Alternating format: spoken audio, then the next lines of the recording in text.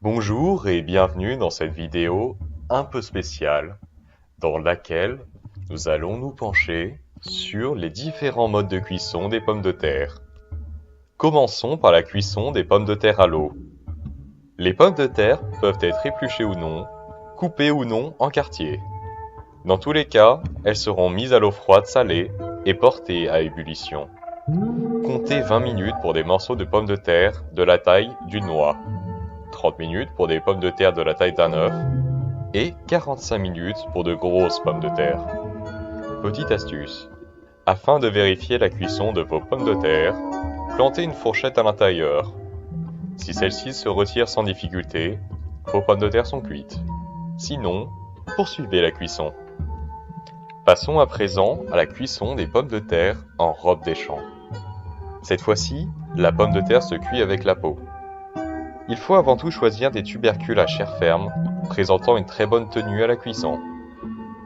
Les pommes de terre doivent être si possible de taille identique, lavées et brossées préalablement à la cuisson pour ne pas conserver une saveur terreuse.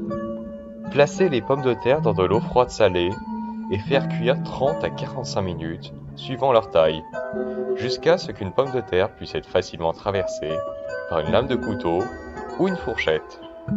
Les égoutter et les arroser d'eau froide pour faciliter l'épluchage. Elles doivent rester fermes et non éclatées. Et enfin, passons à la cuisson des pommes de terre sautées. Il convient de choisir une espèce ferme contenant un minimum d'eau.